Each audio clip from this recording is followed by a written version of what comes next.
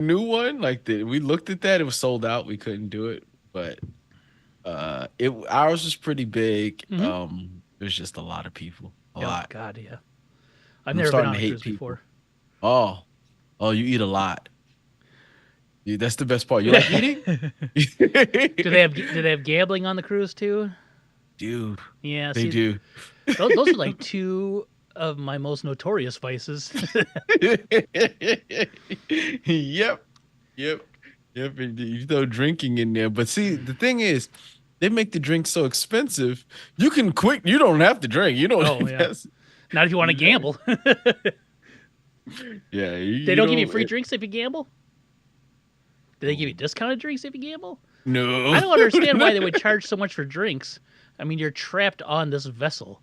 You would think You are that you trapped. got drinks, you'd be willing to spend money on other things, or tip at least. I Mm. don't know. Tips is you don't have a choice to tips. You have to. Well, is it like taken out of everything, or So yeah, you pay your gratuity either in your fee for the true ruse, or you can pay your gratuity at the end. But it's a set fee. Like oh, after that, you don't have to tip. It's is it per person? nice. No, it's broken up amongst all the people that help Okay, you. But you can tip individual people. but I mean, is it per person in your group? Like, do you have a tip that you had to pay, and your wife, and then the Hmm. kids too? Yep, yep. It's all part of the fee. See, that's why I don't want to go on a cruise. It's stuff like that. So it's per person. And I am not opposed to tipping. I am a notoriously an over tipper, if anything. Uh-huh. But if you're gonna force me to tip, man, like that's one of those But things. It's like, service is not bad, mm-hmm. and the thing I don't like, right, is, and I get it, everyone has to eat, but it's the per person thing. Like I got one room, and all four of us sat was in one room, and we have to pay full price for everybody.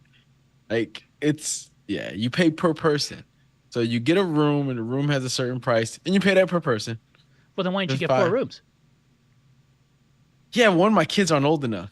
Oh, And they charge you more if you're the solo occupant, because they want you to put four people in one room. They that's wor- want that's as worse than many. Disney World right there, man. That is a scam and a half. Yeah, they No want you to thanks. have. Was But that was that Carnival Cruises, it was Royal Caribbean. Royal Caribbean? I bet you It Carnival's was. the same way though. Oh, they all are. They Yeah, all are. It's food. It's nonstop eating. yeah. Nonstop eating. Are you hungry? You should eat. Are you not hungry? You should probably eat as Now, well. now is the food inclusive of the fee? Yes, Okay, so you just except some places. So some so places. So the bistro or whatever. there's a steakhouse, there was a Japanese grill, Mm-hmm. and there's like one other places where it's not inclusive. But Okay. at a sports bar. But for the most part, you don't have to do those. I've never stepped foot in one of those restaurants. Never stepped foot in one Well, of them yeah, I because wouldn't if you had to pay for if everything costs like that. I bet you it's not even like cheap in that there. much better. Yeah, Yeah, or better, right? Like or that much better. Yeah. it's probably But 50 bucks it's per person minimum. And so you have a dining hall, and you can have sit down dinner with the family. Um and they usually have a menu that changes every single day. mhm. Some items are the same. And you order from the menu. What people don't know is you can get as many items as you want. If you see the steak and you're like, "Oh, the steak looks nice," oh, but so does the lamb chops. Well, just get both. Just get both, I'll take and the it turf doesn't and cost. turf. It does not cost you anything. I got two desserts and two appetizers because I was like, "Ooh, this looks really good today." Rookie move to only get one. Yeah. And then that's one way to eat. So you can have your breakfast and you can have dinner that way. Lunch is always, I don't think they have a dining room for lunch. You just go upstairs to the buffet, and it's got a buffet style for dinner. You got a pretty buffet style for anything. So if you miss dinner, the buffet is open to like 11 at night. Well, how can And you miss it though? well, because You're on it's a a dining you're time. trapped on the vessel, right? That has the thing. You're having fun. You have Doing too much fun. like what else is there to do? Like I have no idea what's on a cruise ship. On our boat, there was an ice skating rink. What? Uh, yep. There's a rock climbing wall. There was two water slides, and I'm talking big water slides, not small. They have pools. They have shows, comedy shows. They have things that like is always something's always happening on the boat. Um, so there's a lot to do. Can I just say how ridiculous the idea of an ice skating rink on a Caribbean cruise is? It's a lot of fun. But it's ridiculous. It's absolutely ridiculous. They did an ice show. Like they had professional ice Like skaters ice come in. capades? Yes. It was really good. That's so ridiculous. Laser tag. They had an escape room on the boat. What? How? This thing has got to be enormous. How many people were on this boat? I don't know. It's a lot. Probably like 5,000. Yeah, it's a lot. It's a lot. It's just too many people. It's a lot of people. What's a big boat though? Hmm. I don't know. And it's not one of the biggest. They get bigger. They get way bigger. Did you dock anywhere? Yeah, we went to Dominican Republic, Mhm. Puerto Plata, and we went to Turks and Caicos, the Grand Turks. Nice. Did you see Sammy Sosa when you were in the Dominican? No, no, no. Probably wouldn't notice him if I did. Yes, you would. He would stick out, I would think. If we just look, that's not Sammy Sosa. Oh, you've seen Sammy Sosa recently, right? Exactly. That's clearly Michael Jackson. Sammy Sosa, I remember, does not look like that. Yeah, you would notice Sammy Sosa in the Dominican, I think. There's no way you wouldn't. Hmm. Oh, Not the Sammy Sosa. Not the Sammy Sosa I know. No. Not the Sammy Sosa I remember. Just know baseball's been very good to him. That's all I know. Yeah. Baseball, my Mets is wait. They were trying to come back. They were trying to have a winning streak. Come back. Oh from no! What? The Oh depths of hell? no! What? Willie Mays died. That was gonna be the first thing I was gonna mention. I just turned ESPN to see what the Mets is doing and see Willie. Age 93. God, you gotta love it. 31 to 2024. Willie Mays is one of my favorite classic ball players that I never got to see play live. Man. Oh no, definitely. He was not playing when I was alive. No. Okay, so we have to do this now because I want to talk about this. When Ted Williams was alive, he forced everyone to call him the greatest living ball player. Right? Okay. And when he's introduced to it, if he did anything, you have to say, here's Ted Williams, the greatest living ball player, which arguable at best because he lived at the same time as people like Hank Aaron, Willie Mays, and like even Joe DiMaggio, right? These people lived at the same time. They were still around. Yeah. Yeah. So I never bought into that. I always thought that Hank Aaron and Willie Mays were the greatest living ball players. Now both of those guys are dead. There's not too many guys left from that era, if at all, right? Willie Mays was a stinking 93 years old. Who is the greatest living baseball player? That's tough. Recency bias. Mm-hmm. Shohei Ohtani. Sure. Mainly because of what he can do pitching, and that's probably recency bias. Yes. But it's got to be Barry Bonds. It's got to be Barry Bonds, right? It's got to be Barry Bonds. It's got to be. I think it's got to be. We talked about this earlier. I was just sitting there going like, all right, who would it be all around? Like, no, it's Barry. And I get Shohei, but Didn't mean to cover you up there. Just trying to pull up Barry Bonds stats. And I can't grab that window. There it is. All right. Yes. Barry Bonds. We talked about this earlier today. From 86 to 99. The pre-juice Barry Bonds. 445 home runs. 460 stolen bases. 1,299 RBIs. OPS of 968. And a career batting average of 288, right? Ridiculous. Also 298 intentional walks. Scored almost 1,455 runs. Just pre-juice. That's pre-juice. This Hall is just athletic ability and just what he can do. Being the son of Bobby Bonds and genetics and the godson of Willie Mays. Yep, it's just how it works. The only player to ever have 400 home runs and 400 stolen bases. He also had 423 doubles in the same time. So 400 doubles, 400 home runs, 400 stolen bases. No one's ever done home runs and stolen bases that many, and no one probably ever will. Because no one steals bases anymore. They don't steal bases. So you figure that's pre-juice in air quotes. Barry Bonds. Post Juice Barry Bonds, it was only 8 seasons, but he had 317 home runs, 697 RBIs, batting average of Wait, 322, an OPS of 1.241, 1241 OPS, and 390 intentional walks in that time.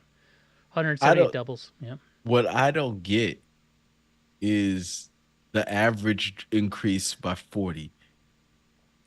That's hard to do. Juicing isn't going to make you a better hitter. Do you know what his on base percentage was those 7, 8 seasons? 1000%. 517. He was on base half of the times he stepped up because he was either walked or he got a hit. That seems low. Yes. It just seems low. 517. Like I remember watching those at bats during that time. It mostly ended in him on first base. He had when you didn't intentionally walk him, he had a great eye. He knew what to swing at and what not to swing at. Yes. So not only it's your best bet was that he hit the ball in play, that he didn't send it out of Yeah. the stadium. Yep. Please don't send it into the pond or the bay or kill someone with this ball. Yeah, that was your best bet. Yeah.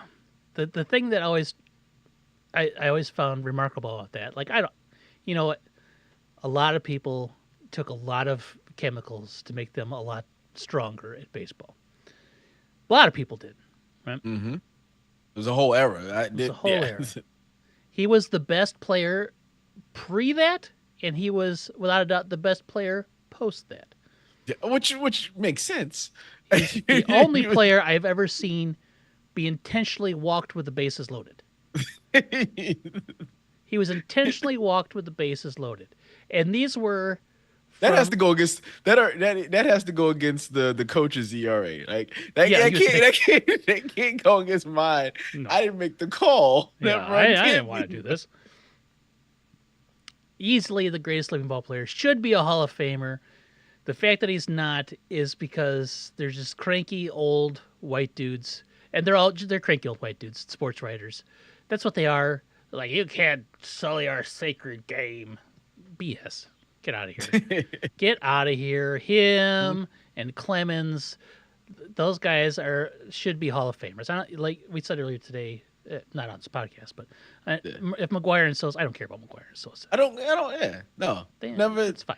In fact, McGuire looked like he was juicing from 84, 85. Yeah, I think McGuire probably juiced all the way through his life, right? He was a little tall and wiry at first, but yes, he still had Popeye forearms though when he came into the league. Yeah, he needs to be a Hall of Famer. He'll probably get in after he's dead, which is the shame of it. Right?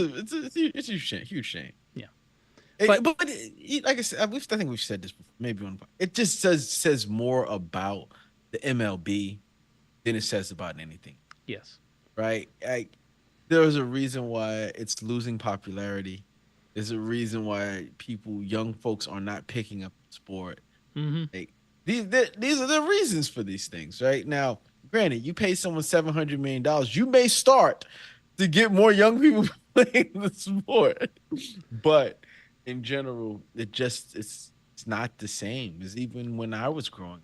Yeah, like baseball was the first sport I played. Same. First sport I watched. Same. Like it was the first sport.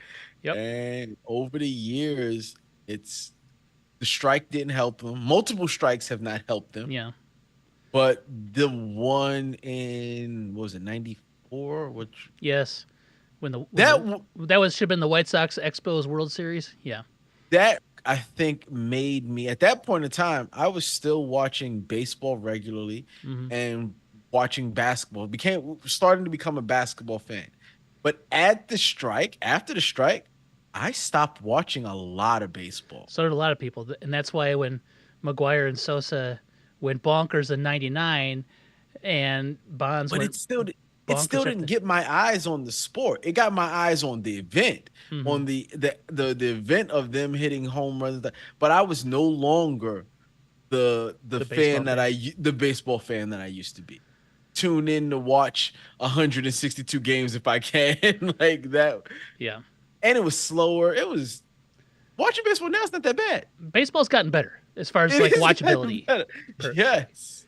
The thing about baseball is I have not followed it nearly as close as I used to. Mm-hmm. So I don't know all the players. I used to know all the players.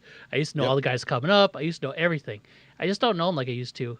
And I mean, that's partly on me, partly on the terrible franchise that I follow as a fan. Uh-huh. Mostly on them. I can't even watch the White Sox. They're so terrible. So I went to a Sox game. I You went. gotta have to watch them. I, You gotta, so you're at the game. every year, my brother-in-law for Christmas gets like everybody tickets to a White Sox game. We all go.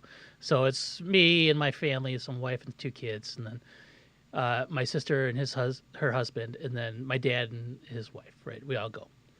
And my dad used to be a diehard Sox fan, and he has pretty much given up on them altogether. Like, got rid of all his memorabilia, doesn't go to games anymore, blah, blah, blah. We went to this game. It was a family Sunday. We spent the first 4 innings standing in line to get the kids' face painted. First 4 innings. The first 4 innings. What Sat was the down. score? What was the score when you sat down? 2-2, maybe. Okay. Still a game. Sat there until the 8th inning. Right? The White Sox were up 4-2. And then we went and got in line so they could run the bases after the game. Because you have to get in line at the 8th inning, because otherwise you're going to be in line for 3 hours. We get in line. Perfect vantage point from the concourse to watch the White Sox give up the tying run in the 9th, lose in the 10th, and then the kids ran the bases and we went home. I spent more time standing in line so the kids could do things than I did actually watching the game, and I was kind of fine with it. Oh well. The Sox, I could only name like 2 people in the White Sox lineup. That's how bad they are. I'm just like, I don't know who this guy is. Yeah. I don't know what this guy is. I haven't watched much baseball this year. And you know what's crazy about that? I think the reason why I have not watched as much baseball this year is because my Knicks were in the postseason. It's not always that my Knicks are in the postseason. So usually when April's coming around and opening day's coming around, I've already given up. Yep. I've already given up. But I think I was more invested in basketball even till yesterday. So yeah, didn't care too much about the Celtics winning. Yeah, I didn't care as well either. In fact, I should hate them. I do. I kind of knew at the beginning of the year they were the best team in basketball, and it would have taken a massive collapse for them or an injury, which Porzingis getting injured. Porzingis getting injured doesn't hurt them. I think they are unstoppable with him. Without him, they're still one of the better teams in the league, and they can still go out there and compete. With him, it's almost unfair. They were fortunate enough that in the NBA, in the East, they could win all their games, and Porzingis could sit out and not play. Yeah. And when they need him to play, he played. The East didn't really put up a fight at all, did they? No, the Knicks would have been that fight, but when you lose six starters, they only have 5, but when you lose starters and then you pull someone off the bench and they become a starter and you lose them too, that's tough. Tough. That is tough. Tom Thibodeau would have it no other way, though.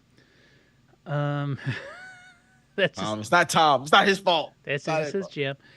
And you know what helped me not give a rat's ass about baseball this year, other than the White Sox being absolutely the worst franchise maybe in the history of baseball. Oh, the Bears. The Bears having the number 1 pick, having the number 9 pick, getting the Caleb hype. I cannot get enough Caleb Williams hype. I cannot get enough Bears hype.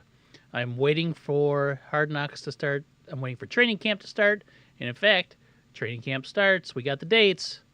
This is hard to see because it's a really small print. But Chicago starts 7-16 for rookies, 7-19 for veterans. And now this is one that it's like I didn't understand. The Giants are 7-16 for rookies, 7-23 for vets. Yeah. So like a whole week of just the rookies. You know what? The hope about preseason is just don't get injured. Mhm.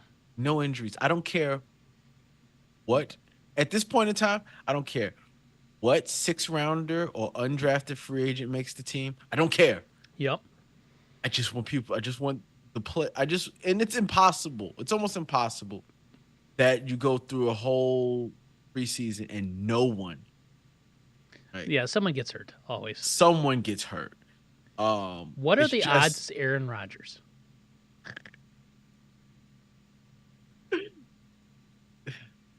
Aaron Rodgers. I don't know It's got to be pretty high, I would think, right? that he gets injured. Yeah.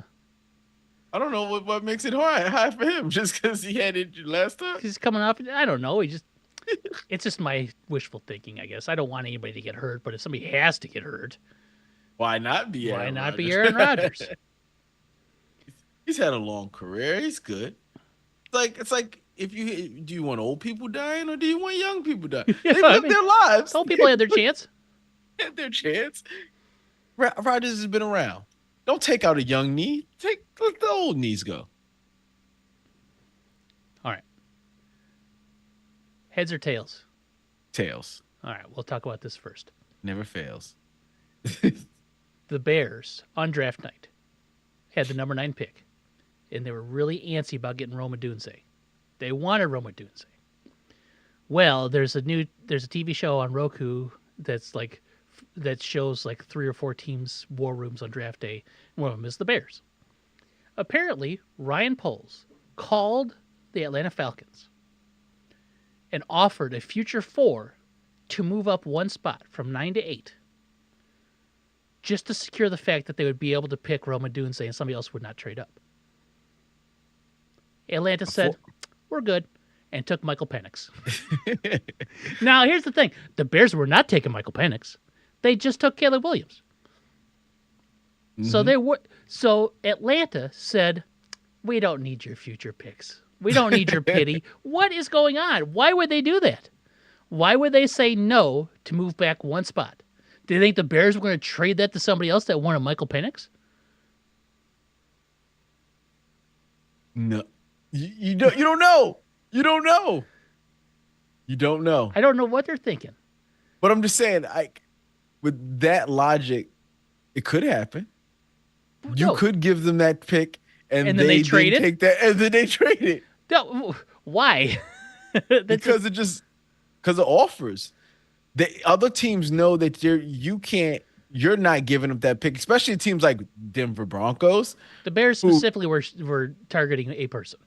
I listen, if you're Brian Poles and I'm the general manager of the Atlanta Falcons, you have to we need a verbal contract that you are going to get the guy that you want. Yeah, And the guy that you want is not the guy I want. That's all. The guy they wanted But was Michael Penix, and there was no chance the Bears wanted Michael Penix. I know that, but I need a verbal agreement because I don't want the Broncos coming up to you and telling you we're going to give you 3 first rounders for this pick. And even if you get 3 first rounders, you got to say no. I think the Broncos would have done that to get Bo Nix. And I think the Broncos are dumb. We shook on it. No, but you don't know. I don't think you can force them into that kind of promise.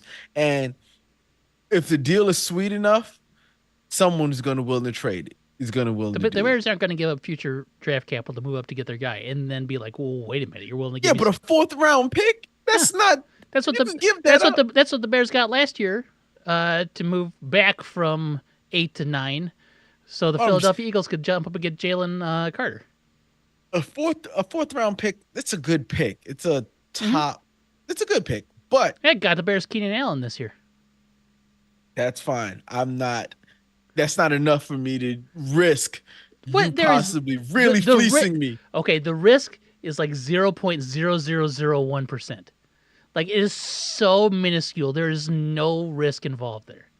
There's just no way the Bears are going to do that to like pull some like 5D chess move where they're no, it's just not happening.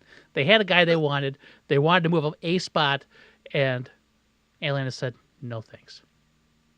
The real problem is Atlanta valuing Michael Penix that high. Mm-hmm. I think that's the real problem, Mm-hmm. right? Because technically they shouldn't have been drafting a quarterback. So you shouldn't truly be worried that a team is going to come up there and take a quarterback. I'm gonna tell you In what. fact, in fact, if you were thinking about taking a quarterback, you should probably call one of those other teams that need one, and then trade the pick away to one of those teams. You'd have got way more. Yeah, I think the Falcons. I can't remember what their who is their uh Terry Fontenot, I believe, is their GM. It's the name of Uh-huh. their GM. Should be fired.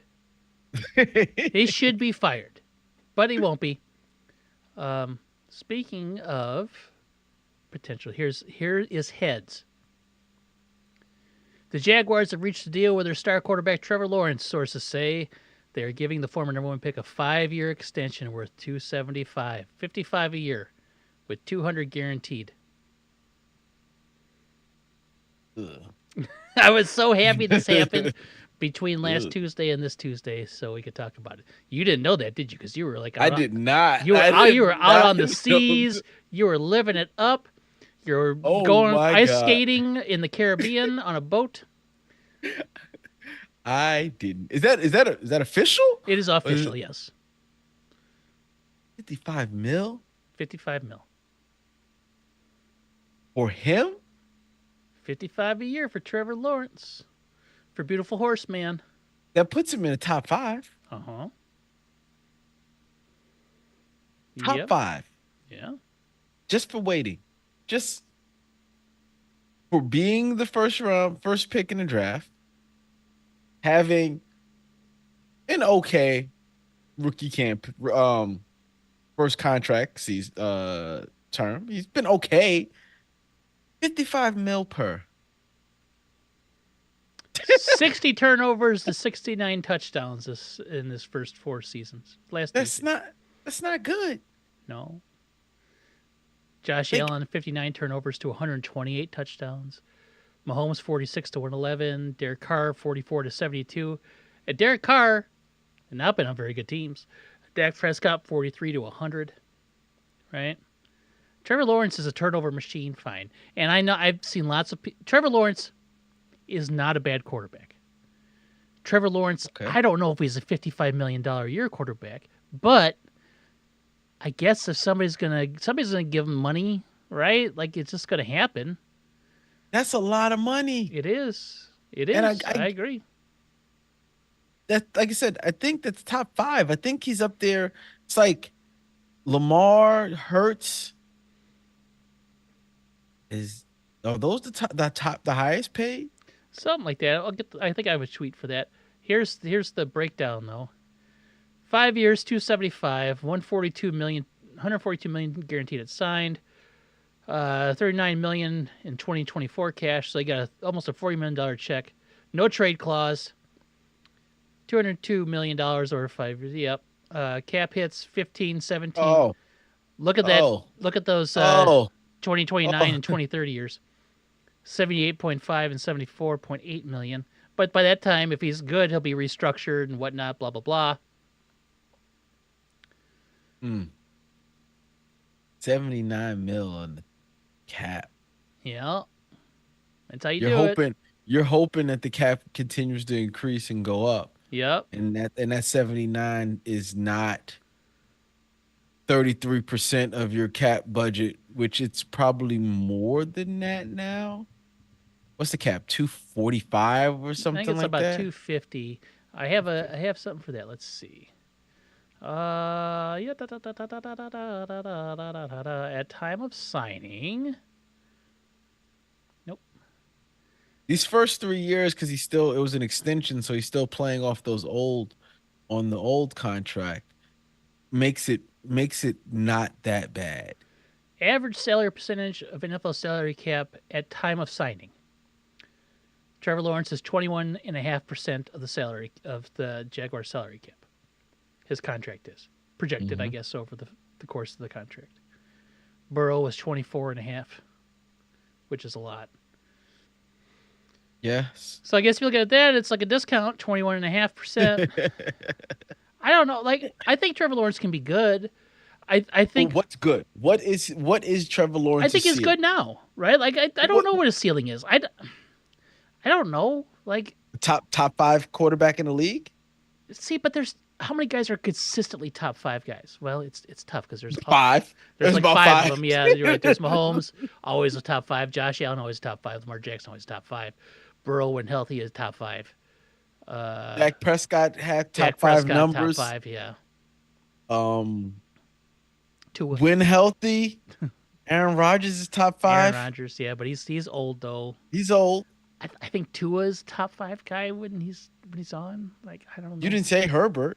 I didn't say Herbert, but it's hard, right? Like I think Hurts. yeah, I don't think Hurts is a top five quarterback. Not He because had a top. I don't think he's a top five, but he had a top five year yeah, where he was. You would call him a top five. Nowhere in horse faces beautiful career, horseman. Get it right. beautiful horseman, have you ever said he's top five No, caliber? sure have not. I So think that can happen though. Like I mean, there were a couple years where Eli was even a top five guy. yes, you can have 1 or 2 years Yeah, to be for that. yeah, But I don't know if he has that in him. he may. I guess it depends on what our quarterbacks do. I don't. But like there's a lot of people that like the moment this came out, everybody's like, "Oh, Trevor Lawrence doesn't deserve it, overpaid, blah blah blah," and then there is one. I feel it and I know this and it makes me chuckle because there were Bears fans that did it last year when they're like, Justin Fields can't throw. There was always one clip of him throwing a perfect pass that got shown for everything, right? Uh-huh. So there's like, oh, look at Trevor Lawrence can't throw, blah blah blah, and they're like, oh, this is Trevor Lawrence's fault. It's always this one throw to a wide receiver in the end zone, and he drops it. Right? It's always one throw. That's the only Mhm. clip you ever see. The man's played almost 4 years of football, right? He's played 3 full years of football, and that's the only one that they ever show. Like I get it. The Jaguars were really bad his rookie year, and he was hurt That's last year. I heard he played what? Still played 14 games Yeah, but he probably. was hurt the back half of the last 4 or 5 games this season. Played hurt. Like I get it. Like That that's fine. team went from a playoff team Oh, I know. to not a They playoff lost their team last 6 games or whatever and missed the playoffs. and had a better roster. Hmm. The only real thing was he didn't play really well. No, I know. Like I don't see top five caliber talent. Never did. Never seen it in Clemson either. Never seen it. I don't know. We'll see. I'm not quick to dismiss him. The only person I've ever been insanely quick to dismiss is JJ McCarthy. Because he is just going to be terrible. You've dismissed him before he's done nothing anything. You know what? Like I got a message to when he was born. I was like, oh, he's going to be a bust. And like a Google alert, JJ McCarthy born. I don't know who this kid is, but he's going to be terrible. He's got to be. It's going to be terrible. There's just something about that guy. I just think it's going to be a failure. He's in a tough situation. Trevor Lawrence or JJ McCarthy? JJ McCarthy. Yeah, I don't care. He's going to be bad. And I'm going to love it. I'm going to love it.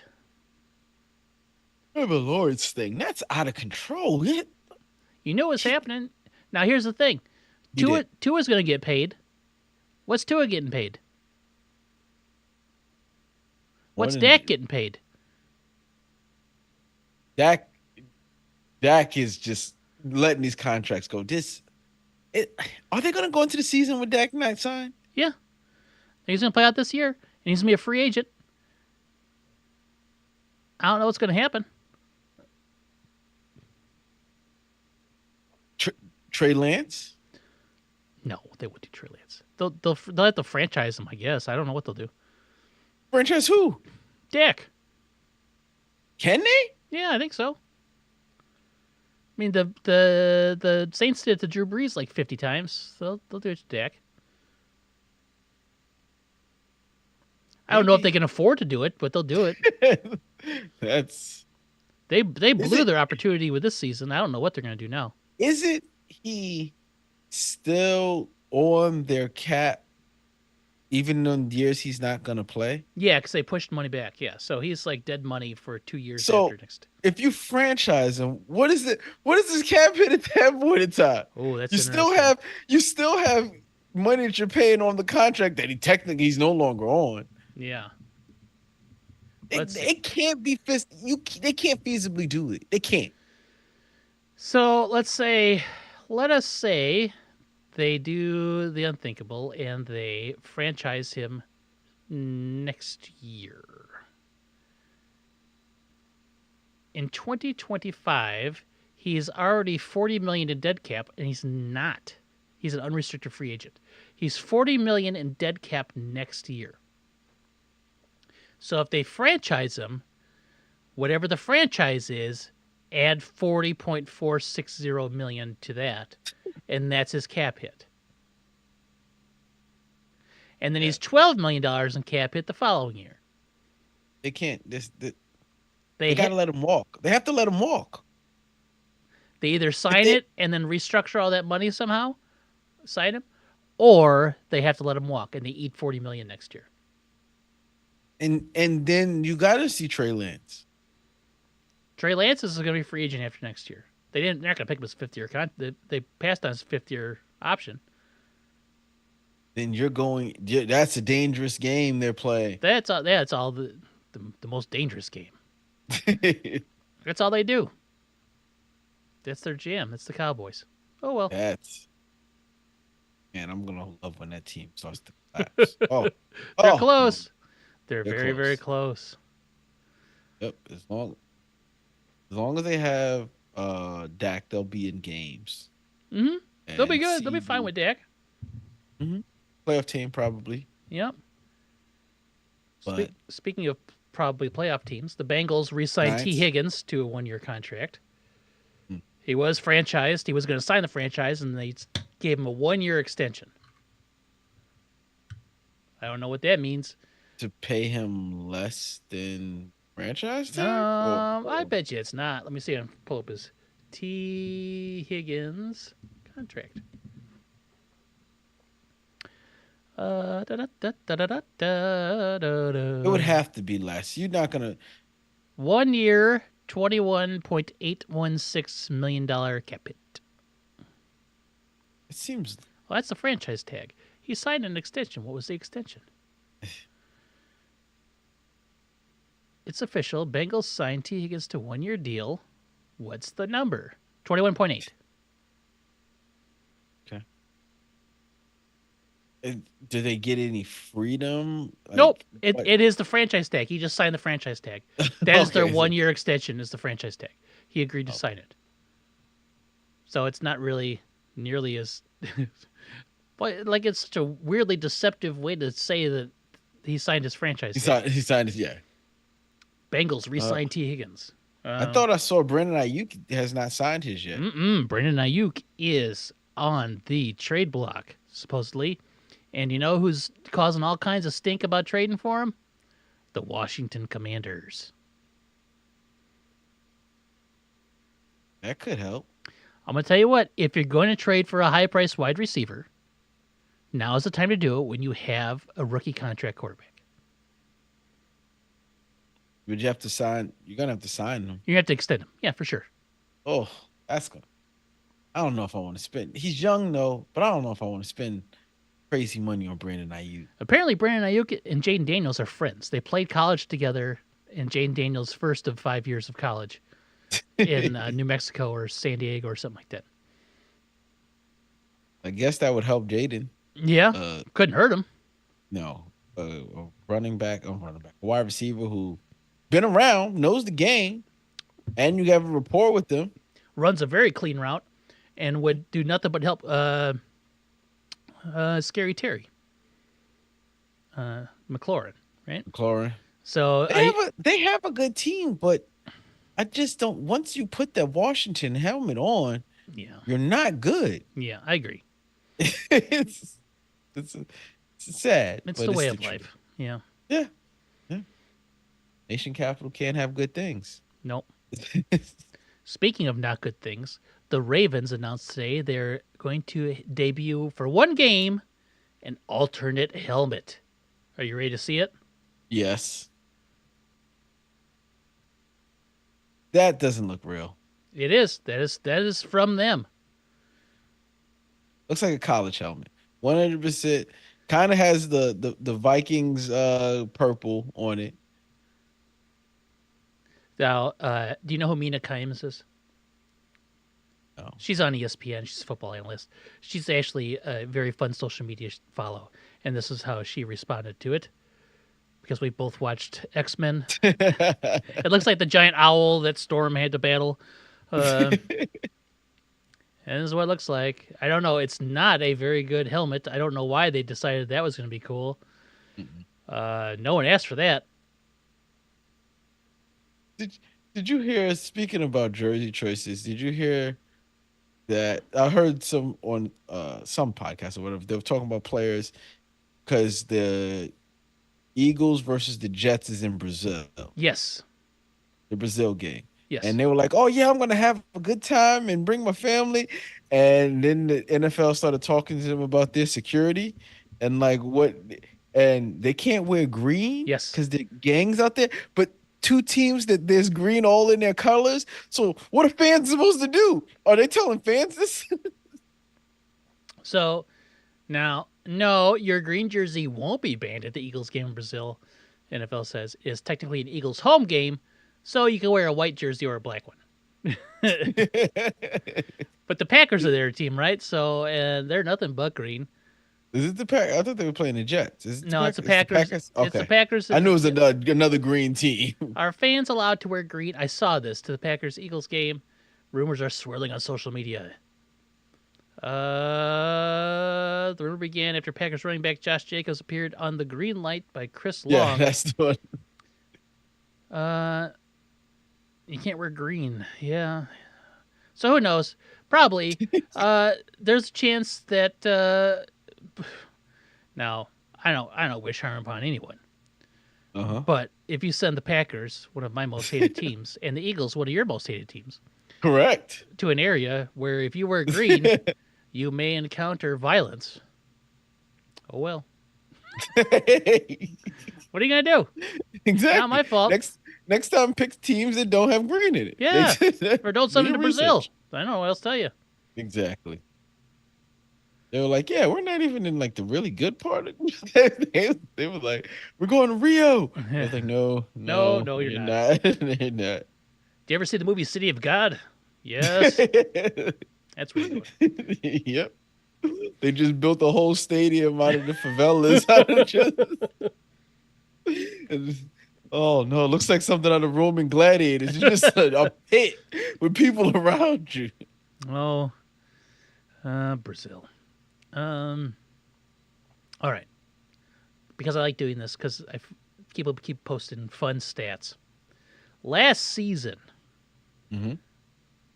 75 plus yard touchdown drives last year. Which team do you think was the best, had the most, and which team do you think had the least? All right. Least is probably easy. So I think it was the Giants who had the least. No. I think I saw it. Wasn't the Giants? No, it was not the Giants. Oh, what did we do? Got 75-yard touchdowns. That seems crazy. The Giants did it at least 13 times last year, which is not last place. And is one less than the Bears did it 14 times. Oh. The first team I'm going to say is the Miami Dolphins. Miami came in second with 35. Oh, boy. They're second. Houston Texans? Houston falls in at the bottom third with 16. Tied with New Orleans. Else could be slinging the rock that many times. Now, don't think it's just all slinging the rock. He's just moving the ball 75 yards on a drive. Not 75-yard touchdown plays. Okay. Just 75-yard plus touchdown drives. So they took San Francisco 49ers. 15 plays, 75-yard touchdown for the San Francisco 49ers happened 39 times. Okay. So they were I was thinking 70-yard. That's what I was saying. The Giants only had like 2 plays over 40 yards. No, That's why I was like, okay. So if it was singular plays over 75 yards, I don't know who led the league, but it was probably Miami. You're right. All All right. So who What? was last? Who is the who? What team Could had? not drive the ball 75 yards. Yes. And what was the magic number in which they did do it? And the number is so low, it's shocking. All It's right. not one, but it's pretty bad. Bad team. Is it? Are they a bad team? I Oh mean, they yeah, have to be. they're definitely a The bad team. Washington Commanders. The Washington No, Commanders. Washington Commanders did it 19 times last year, which is more than the Bears and the Giants, and only one less than Kansas City. Hmm. Mm, the Colts? No. No, let's see. The Colts did it. Where are you, IND? 24 times last year with Wow. Gardner Minshew. Man, he was just running Yeah, he drives. was. He did Sa- 24 times, which was one more than Seattle, one less than Atlanta. Philadelphia. Atlanta. Atlanta did it 22 times last year, tied with Green Bay, Cleveland, Denver, Atlanta, and Cincinnati, and the Chargers as well. The Chargers did it 22 times. They missed Herbert for the last 8 games of the year. The Saints? Oh, no, the Saints, my friend, did it 16 times with Houston. Where am I? Who? They're an AFC team. They're an AFC. AFC East team. Jets. It is the Jets. The Jets. What is the number, though? 3. No, it was 6. They had 6. 6 drives that went over 75 yards. So that is 6 times they probably got like a touchback on a kickoff and were able to move the ball down for a touchdown. Only 6 times. I would have thought the Giants was that New low. England did it 11 times. So did Carolina. They both did 11 times. The Jets could only do it 6 times. They could even accidentally extend some drives. That wasn't their strong suit. Defense was their strong suit. Maybe the defense was so good they weren't even able to get drives of 75 yards or more. Oh, maybe. Maybe they always had such good field position. Such great field position. I'm sure that's probably and what that ended up with nothing. It usually ended up with nothing because they didn't. They had more wins than the Giants did. Mm-hmm. So it's Yeah, not like they picked 10th. Yeah, that's like it's not Or like 11th. they were 11th or 10th, yeah. not like they were horrible. They didn't. They did offense. They didn't look good. They just weren't good. Yeah, they didn't score touchdowns. I forgot their quarterback's name. Who did they have? Oh boy, they had Zach The Wilson Milf Hunter. last year The for a Milf little. Hunter. They had Milf Hunter for a little bit, but then they also had like I don't know that one guy and then another one. I don't know who they were. Yeah. Terrible is what they were. Now they got Tyrod Taylor and Aaron Rodgers. Aaron a Rodgers, but decent Aaron backup. Rodgers like can't even walk, so whatever. All right, let's do this one now. Games allowing 35 or more points in the last 2 seasons. So 2 seasons combined. So we got teams that have been bad for 2 years, teams that have been good for 2 years, but games where they allowed 35 or more points. Mm. There's 2 teams tied for the best at 0. One team at the top. One team at the top.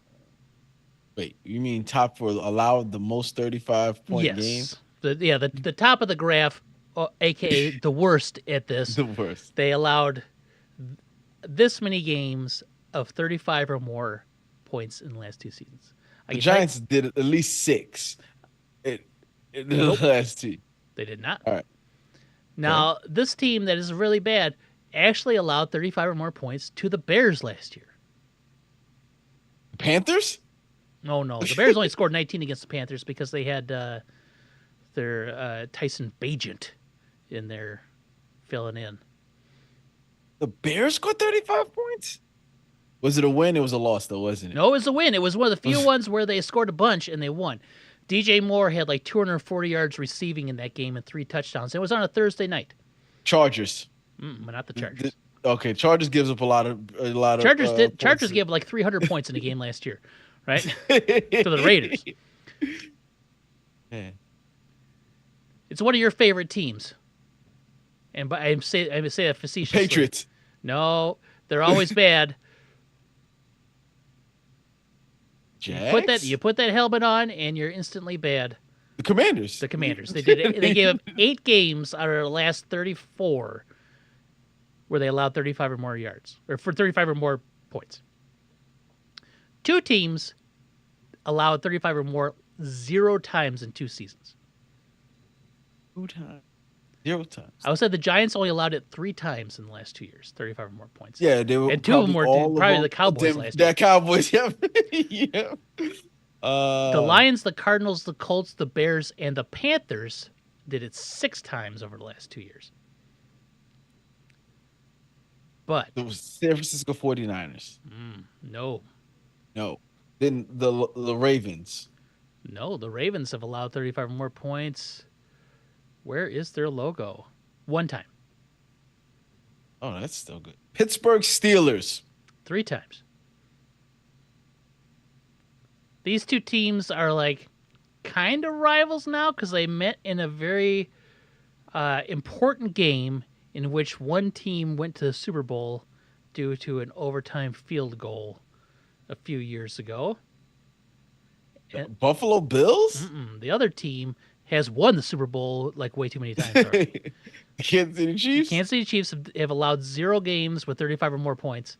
Oh, and the Bengals. And the Bengals have not allowed. But now here's the surprising one. The Jets have only allowed it 1 time. The Jets don't give up points. They just don't score points. They don't score points. The Niners, the Ravens, the Jets, the Saints, the Packers, and the Bills have only allowed 35 or more once in the last 2 seasons. 35 is a lot of points. It is. It's a lot of points. Commanders let it up 8 times. Because they're bad. It's very difficult to win when you give up 35. Oh, yeah, it is. It's very, very almost difficult. impossible. Almost. All right. So I saw this quote today, and this was going to be my baseball talking point, but then Willie Mays had to go die. This is from Dusty Baker on Bob Gibson. Hank Aaron told me, don't dig in against Bob Gibson. He'll knock you down. He knocked down his own grandmother if she dared to challenge him. Don't stare at him. Don't smile at him. Don't talk to him. He doesn't like it. If you happen to hit a home run, don't run too slow. Don't run too fast. If you happen to want to celebrate, get in the tunnel first. And if he hits you, don't charge the mound because he's a Gold Glove boxer. I'm like, damn. What about my 17-game hitting streak? That was the night it ended. Dusty Baker on Bob Gibson. Oh man, Hank told him that too. Hank Aaron, probably one of the 5 greatest players to ever play the game, in my opinion. Mm-hmm. Said, "Hey, don't look at him, don't talk to him, don't smile at him, don't frown at him." Right? Go up there, swing at the ball, and just walk around and do your business. Yes. You know what he's like? Do you remember that the fake commercial on Saturday Night Live for Happy Fun Ball? It's like, don't agitate Happy Fun Ball. Like, Happy Fun yeah. Happy Fun Ball was made from some space, some goo found in a meteorite.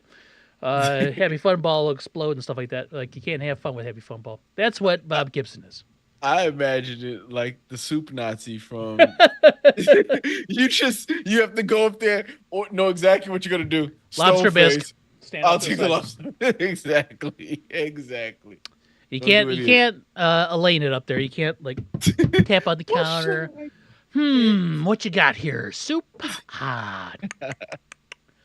Can't do it. Oh, I saw somebody was talking to Tony Gwynn's son about.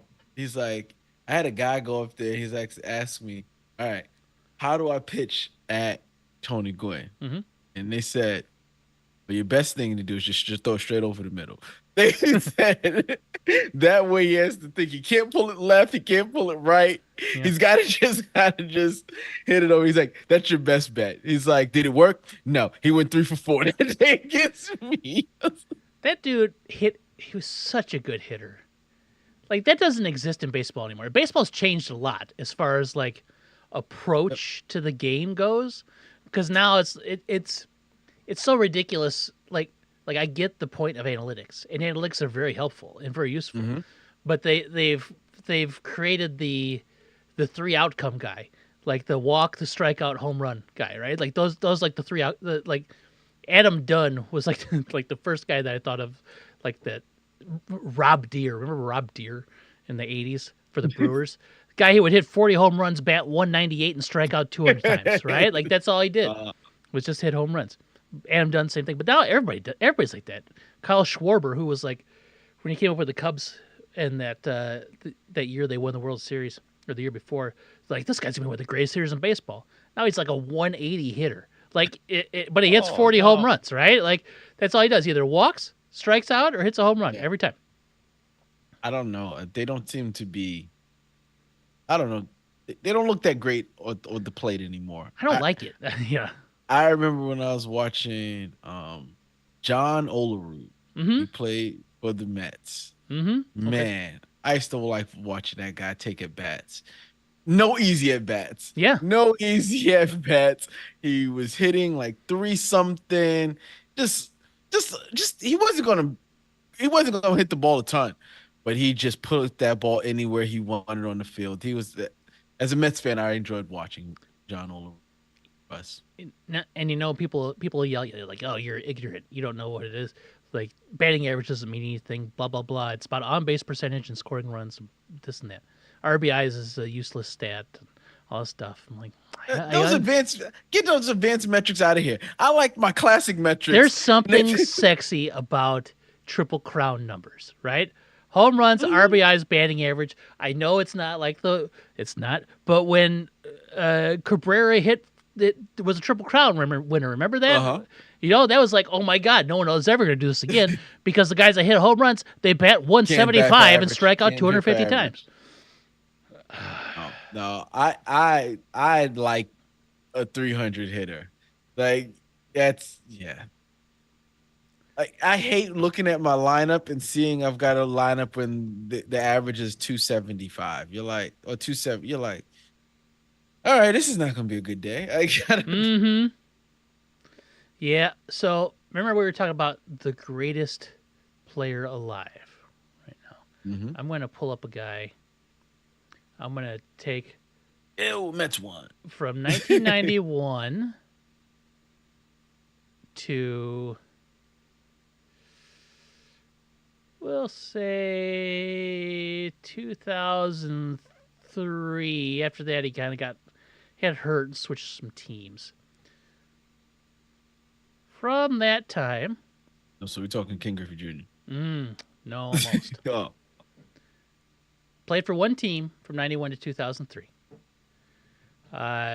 Scored 1,200 runs, had 1,900 hits, 417 doubles, 411 home runs, almost 1,400 RBIs, walked 1,300 times, had a batting average 309, on base percentage 428, slugging 569 for an OPS of 996, and he was intentionally walked 159 times. Played a combination of first base and DH. John Kruk. Oh, John Kruk, no, get out of here. He was a John Kruk, 2-time MVP, 5-time All-Star, 3-time Silver Slugger, First base and DH. first base and DH. Played in the American League, obviously, because of DH. Had one of the greatest nicknames ever. Had a video game. Frank Thomas? Frank Thomas, yeah, the Big Hurt. Frank Thomas. I'm going to tell you what, the Big Hurt was one of the greatest hitters I have ever seen play the game. And that guy, I remember, I will never forget this day. We were at a game, and this was early in his career. I want to say maybe like 95, maybe 93, 95. He hit a line drive like that, probably got 7 feet off the ground and hit the wall. Like, I'm not even kidding, man. It was a laser beam. I've never seen anything like it. Anyway, Frank Thomas led the lead at OPS 1, 2, 3, 4 times, and 1.006, 0.975, 1.033, 1.217, 1.061, 1.085, 1.067 in that stretch. Hit over 40 home runs, 1, 2, 3, 4 times, 5 times in that stretch. Had over 100 walks, almost every year, but he was hurt a couple times. He even had over 100 walks in the strike short '94 season. He had 109 walks in 113 games. And he I always can had lie. over 100 RBIs. Man, the guy was But just now a machine. he was intimidating looking. He was huge. He was a monster of a man. The Big Hurt. And that was the guy that was never. He was the guy that voluntarily tested himself for steroids so he would have it on the record as not he was being a, because he knew that baseball was full of roided up people and didn't want to be associated with them ever. So he would voluntarily do his own drug tests to make sure he was clean, even though You the always had a big head. MLB never tested for him. He did not want to get caught up in that. Well, now he does Nugenics commercials because his testosterone level's a little bit lower nowadays. Yeah, he's and now he needs a over little help. 50, right? And the ladies will love it too. Like I almost want him to take steroids instead of doing pedal Nugenics. Oh, I used to do Nugenics. Now I just do trend. Yeah. Just- Oh yeah. Yep. I eat horse glands for a living. The ladies love it. not very good for my sack though. It's Tiny sack, lots of back acne. That's my life. But Frank Thomas is in the running for greatest living ball player, I think, in my opinion. Ken Griffey Jr., Frank Thomas, Barry Bonds, all in that same conversation. All should be Hall of Famers. This is the thing about it. Can that topic of living ball player, why do we immediately just go to the swinging the bat? That's true. There's a whole another side There's a that whole we other didn't even side. think of. We didn't even think of. Pedro Martinez. I'm gonna tell you what. Mariano Rivera. Sure. Jesus Christ! He You was saw great. him. It was just like, all right. Yeah. You didn't even have to. If he was pitch, if the Yankees had a lead in the ninth inning and you were at the game, you was like, all right, let me just get up and leave and try to beat traffic Yep. because I'll get on the radio and I hear 3 outs. Yep. 652 career saves. Yep. Good for him. I never liked him Man. because he was a Yankee. I don't like him now because he has some shady political points of view. But who doesn't anymore? Right. Yep. Got Maddox. Maddox was probably the greatest pitcher I've ever seen play the game. And so my daughter is trying to be a pitcher for softball. She is not the hardest of throwers. Okay. Throwing a hard pitch in softball is very difficult. She throws harder overhand than she does underhand, right? And she throws pretty mean overhand. Like she'd be okay like overhand pitcher. And I keep telling her, I'm like, if you can just figure out how to change your speeds and put the ball where you want to do it, Where you want the ball to be put. you could be the greatest pitcher ever. Because Greg Maddux was the greatest pitcher ever, and he had a topped out 90-mile-an-hour fastball. Yes. That guy could just like he could Mr. Miyagi hit a fly over home plate, right? Like with chopsticks, but with a baseball instead from 60 feet 6 inches. Greg Maddux was so good, and he just changed speeds. He only had 3 pitches, like fastball, changeup, curveball. That's it. That's it. But that's really all you need. That is all you need. That's really all you need. I keep telling her because like in softball, like these pitching coaches are like, oh, you gotta have a fastball, a changeup, a curveball, a drop ball, a rising ball. You have to have all these different things. You just need to have those 3, and be able to put it wherever If you can hit where you want to hit every time consistently. Oh my god! and you make every pitch look the same, whether it's a fastball, a changeup, or a curveball, you make the windup the same every time. You will get people out if you can keep it down in the zone. You might not strike everybody out, but you'll get everybody out because they'll just beat it into the dirt every time. Yep, top over the top of the ball and hit it right back to you. Softball is such a hard sport. I watched these kids play. Even at the highest level of softball, you know how far the bases are? 60 feet. That's it. That's 2/3 of a Major League Baseball base, right? The ball is big. The field is dirt, so like they don't have grass infields, right? so the Uh-huh. ball doesn't ever get slowed down by grass. The pitching mound, even at the It's highest closer. level, is only like 43 and a half feet. Yeah. She throws at 40 feet at age 12. It'll go back to 43 and a half, and that's where it would be if she pitches If all she the way forever in life, come, right? It's insane. And these girls at 43 and a half feet are throwing the ball like 70 miles an hour, like the really, really good high-end college and mhm, professional softball players. 70 miles an hour from 43 and a half feet is like a looks like billion miles. 90. It, Yeah. it might as well be a BB shot out of a cannon. Like you're not hitting it. Like I don't Yeah. even know how people. I don't even know how these women hit the ball at all. Have you ever gone to a batting cage that pitched high pitch softball? Yep. High pitch. I'm not very good at that. No. It's watching the ball rise up to my. It's a scary thing. It's hard. Yeah. It's a It starts scary- slow. It's the Yeah, man. it's like baseball. So we were talking about Bob Gibson earlier, right? They had to change like the rules because of him. They like lowered the mound and stuff like that because he was so dominating because he would throw down at you, right? Like now, like the mound is like so much lower. It's not as much down as it is. But man, the softball is just like it comes up and man, Yep. it is just so hard to see and gauge and to like make contact with. It's impressive that these people are these women are able to hit the ball like that. The fact that they can throw it that hard is so insane, and the fact that they can get outs at first when the base is only 60 feet away, right? Mhm. Bunting is such a huge thing in softball too because the bases are only 60 feet away.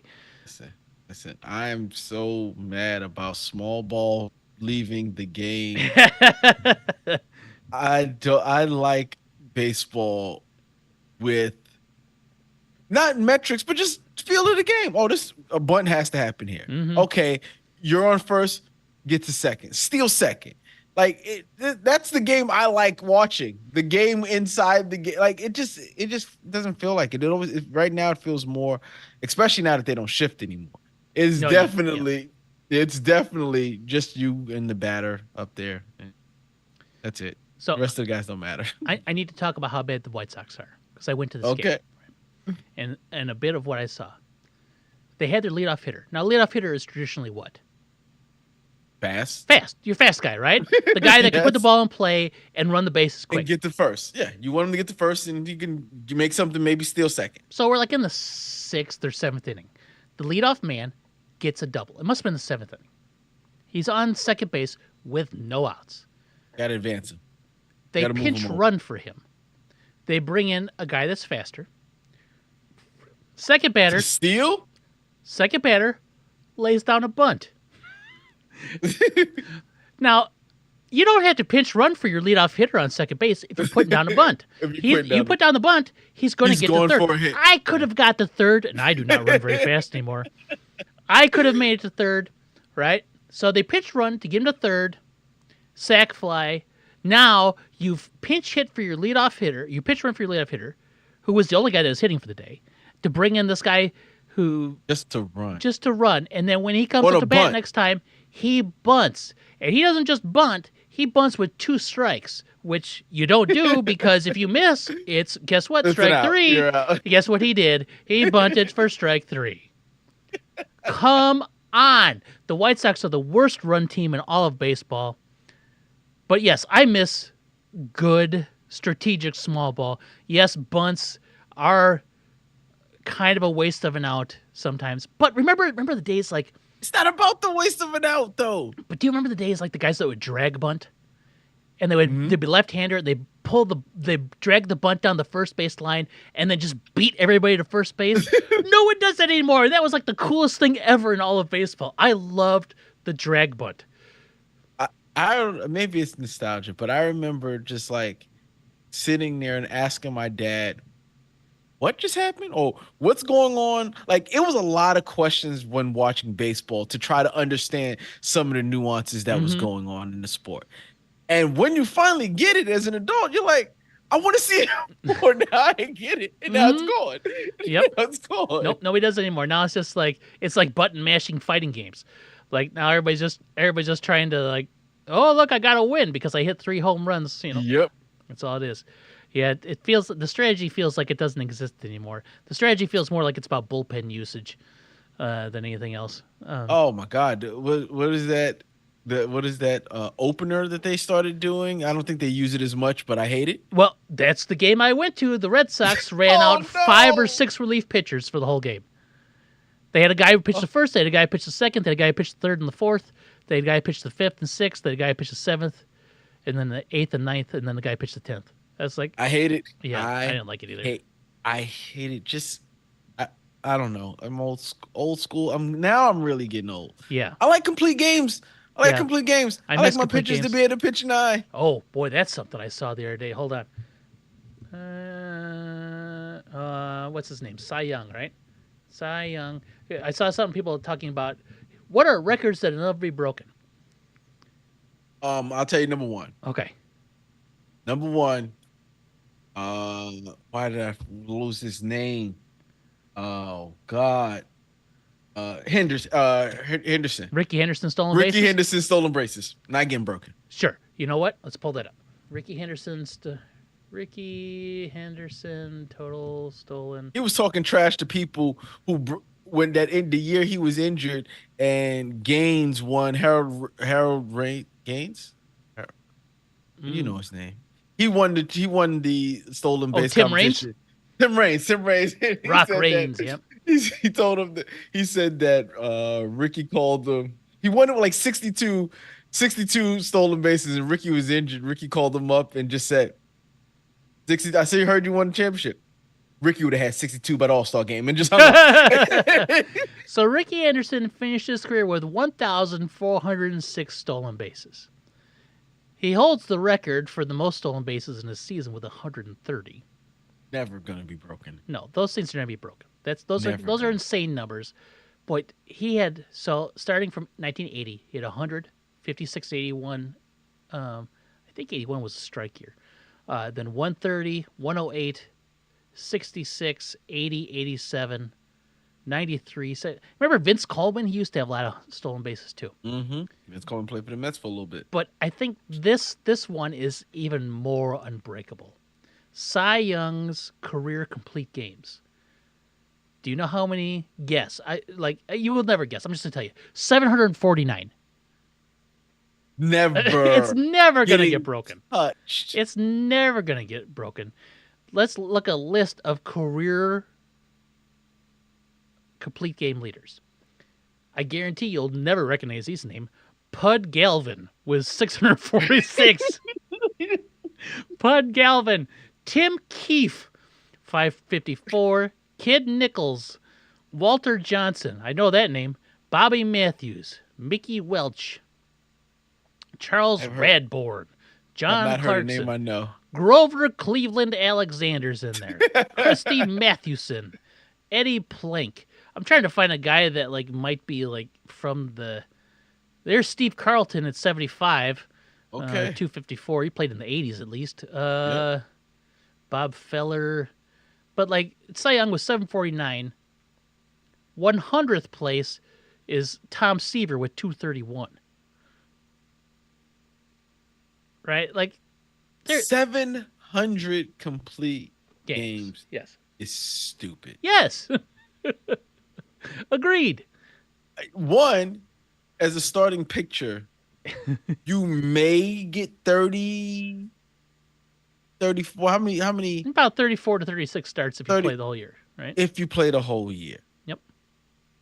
So you need 20 years Of complete starts. But this is probably back when they only had 3 starters on a team, right? Yes. He probably played more games Yeah. than the average person is going to get 30. Well, That's now I got to look at Cy Young's stats. I wonder if they were able to compile stats back then. Well, they have some. Let's see. Cy Young. Game started. 46, 49, 46, 47, 40, 46, 38. So never in the 50s. 43. The complete games, though. Game started 46, complete games 43. Game started 49, complete games 48. Right? There's... and he had 9 shutouts, too, that year. Come on. What was his win loss record? Because I imagine it doesn't Oh, make I a bet you it was difference. insane. 36-12. My thing is like we don't have anyone else on the team. You pitch, you finish. You got Yeah, no other choice. yeah, no other choice. Yeah, but that's never gonna get broken. Never. Unbreakable sports records. Now I guess there's been Ricky Anderson for sure, Cy Young for sure. 100 point. Emmett Smith rushing Wilts. yards is never getting broken. But Derrick Henry's the closest active player with half of his Emmett Smiths. Jerry Rice never getting broken. I don't know about the never on the rushing. The running backs don't even play like 4 or 5 years anymore. Like Yeah, that's because they're not putting up the numbers like they need to. the game has changed in football. Yeah, I think they still can. I think you just need that running back. You need that CJ2K. You need that But running you need back. that to happen for like 6 straight years. Derrick Henry Like, is the highest active player right now with 9,500 yards, and Emmitt Smith is 18,000. he's like another whatever his career is. He He's needs got to do another. it twice, one more time, right? Listen, that's only 9 more seasons of 1,000 yards. Who knows? Jerry Rice is 22,000 receiving yards, 22,895. Probably never get broken. Yeah, no, those are never going to get broken. But I would think that of all of the positional accumulation stats, wide receiver right now might be the one. You just have to find. You have to have somebody that plays for His 20 years. his numbers were so high that even in the era of Hmm. wide receivers and big numbers, his numbers are still Well, he also played for so far away. 22 years, right, or something like that. High 14 level, seasons with 1,000 or more receiving yards. high level Yes, of play for that long. he played for 21 years and 14 seasons over 1,000 yards. So I'm not good a luck. I'm not a big hockey guy, but Wayne Gretzky's 1,963 career assists. Points, assists though. Assists, not even points, just assists. So Sidney Crosby's the active leader with 972, which is I'm gonna tell you something. Every time I hear Sidney Crosby, I still think of him as a young guy. He's been in the league for probably 15 years. yeah, he's been around for a long time. He's been around. Him and Alex Ovechkin. It's Yeah. like, oh yeah, they're still around. They're I'm probably not a older big than hockey LeBron. guy, but like those names, yeah, like Sidney Crosby's been a guy for a while. Remember, Yes. because he came up with what Pittsburgh, right? And Yep. yeah, Mm-hmm.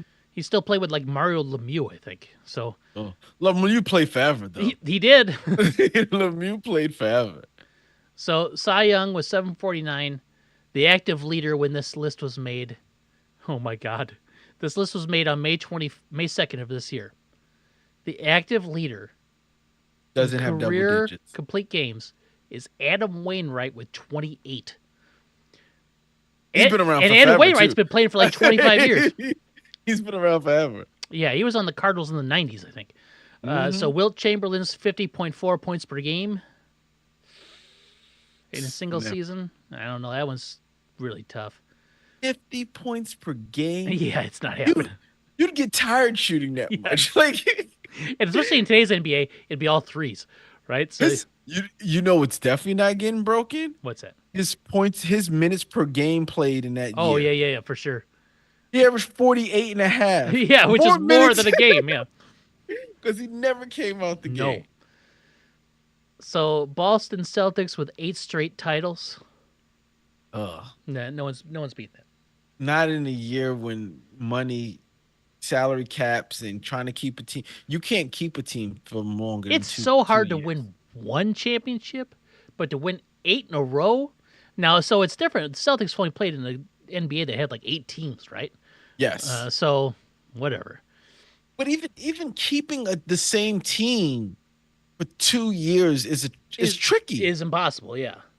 It's People impossible. want money, Super but there's only maxes. so much money to go around. They know they can get. They're now sought after by other teams.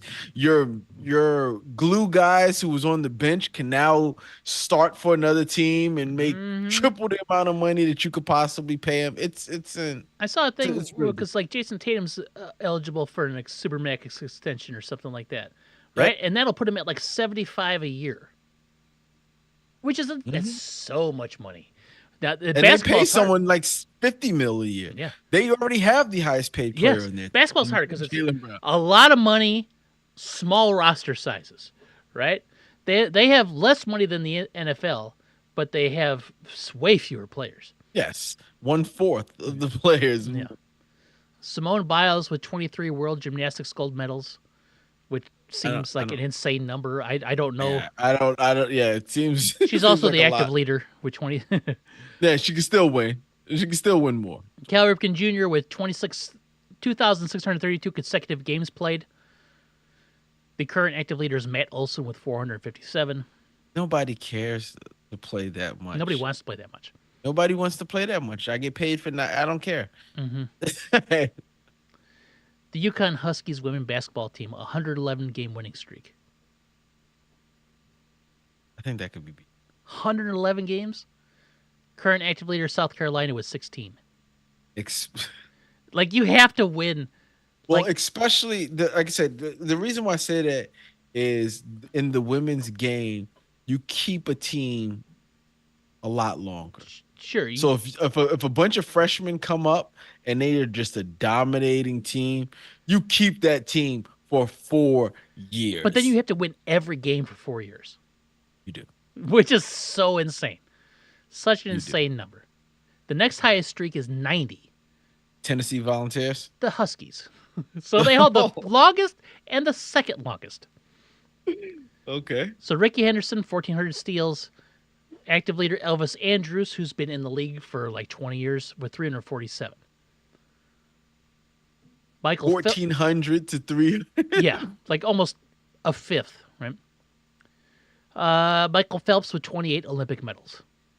That's difficult. He made a career out of winning gold medals. Yes, he sure did. 28 Olympic medals. Active leader Ariana Fontana with 11. But I thought Simone Biles had world gymnastics gold medals. So yeah. not just Olympics, but world gymnastics as well. Mm-hmm. All right.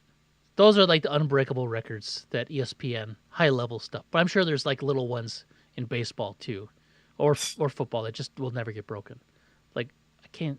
I'm sure they're pitching related, right? Like win total never get broken because like 500 wins, right? Cy Young has no one's gonna hit 300 anymore. You get 200 is like an achievement. So Yeah. yeah, well, all right. I think one last thing, and it's not baseball related, but is important to me, and hopefully, by an extension to you. In 1996, "Stakes is High" single was released and was produced by JD by De La Soul. Great album, great single. Remember when it came out? I do. But there you go. I feel old. I saw something the other day where it was like, "Don't Sweat the Technique" was like 30 years old or something like that. I was like, oh man. So that made me like, oh, I'm gonna have to just listen to some Eric B and Rakim. Like when it was Eric B and Rakim, before it was just Rakim. So Eric B and Rakim, like their heyday. Rakim was really good. I always thought Eric B was kind of just like a tag along, which he was. He wasn't a very good DJ, right? Like, oh, here's Eric B. Like his scratches always sounded kind of like, but compared to Rakim, it was like, oh, okay. It's like felt like an older brother taking his younger brother, take Jimmy to go play with you too. I'm like, oh, all right. All right. Oh no. No. Rakim was great. I was talking about some. Me and my wife we drove from Texas to Miami for our cruise. You drove? That's a drive right there. We didn't do the drive in one shot. We stopped in Jacksonville. What's that like? That's gotta be like 19 hours, 20 hours? 19 hours. Yeah. 19 hours, the full. Man, that is a drive. So I listened to a lot of the radio, really Sirius XM radio. And it was like, oh, we got a new hit right now. LL Cool J featuring Rick Ross and Fat Joe. Oh my God. LL Cool J is bad. He is not good. He's not aged. It's not good. It's really bad. It's like he still raps like an old man. And he doesn't have to. Because then I was talking to my wife, I was like, well, I just saw Big Daddy Kane rapping on Instagram, he's still really good. I remember you saying that. Yeah. He's still really good. Um, LL's not. He should just stop. He should probably just give it up. So is LL rapping like he tried to rap in like 95, 96, or is LL trying to rap like he's from now?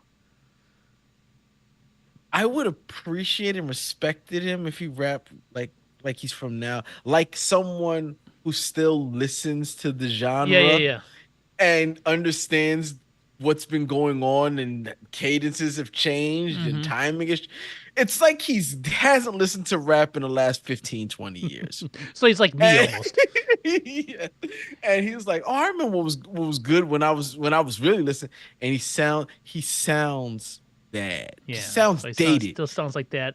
So like so he's like me. The only thing he listens to is like if the Roots put out a new album, and then anything that came out pre 95. That's like all. That's all I listen to. I, I don't think if the Roots put out a new album, he's like, "Oh, you heard the new Roots album, the one from '88?" No, no, he only listens to music circa. That's true. that- That's it. Like Yeah. new artists, just make them go listen to their old stuff. Yeah. Like, because Black Thought, if you listen to them, doesn't sound the same as Black Thought sound back No. then. They improve. They get better. Now, I did don't. did you see this was a clip that was running around the internet? Black Thought was on stage with Method Man and Redman, and they did Protect Your Neck, and Black Thought did like 7 verses of it. but it wasn't the original Woo verses. It was like parts Oh, of the Woo verses peppered into his own stuff. Oh god, it was so good. And like there's Method Red just standing there, yeah, and like Black Thought just going on for like 20 minutes. that's Black Thought. Black Thought is, without a doubt, in my opinion at least, the greatest to ever do it. To ever do it. He's good. That's it. And talk about, he's been doing it for 20 plus years at a Easily high 20 level, plus. and they continue to put out albums, and he still does. He's the Tonight Show band leader. And he has to go by Tariq because Black Thought's too black for mainstream TV, right? So like this guy, I don't know, man. Like He's good. there's He's really there's no better, and he constantly does it, and he He's the top constantly 5. sounds just like like you listen to like old like I pulled up I can't remember what I pulled up. I listened to Brooklyn Zoo, old ODB, right? It's only like 3 minutes 30 seconds, right? But it's only one verse, right? That's Yes. so like early 90s where it's like, all right, I got to write 36 bars for verse 1, I got to write 24 bars for verse 2, and then another 40 for verse 3. The song is 6 minutes long. That was like the night. That was like what Rakim did, right? Like that. Yep. That's what Black Thought does, man. He just like That's what he does. Yeah. Those older ones just keep rapping forever. yeah. And you can't stop, and it's always good. You don't want to stop him. Mm. But I will tell you, you get a chance to listen to this LL Cool J, you'll want to stop him. Please See, stop LL. I want to pull it up and listen to it after we're done here, but I know I'm not going to like it.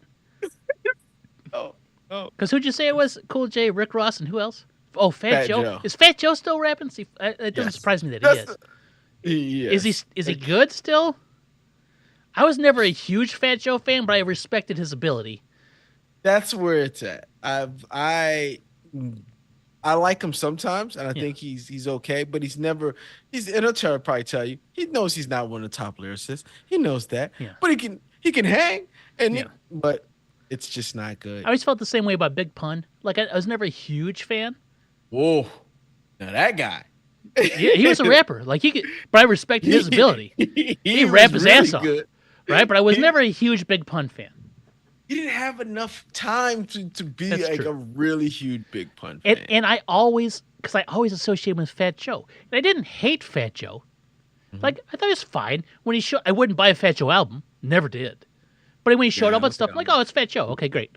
Let me get to the next person, right? Because he was always right, he was always featuring Fat Joe, or the Beat Nuts with Fat Joe, or something like that, right? And I just was never a big fan. I don't know. That deep cover track that they do twins with him and Big Pun. Mm-hmm.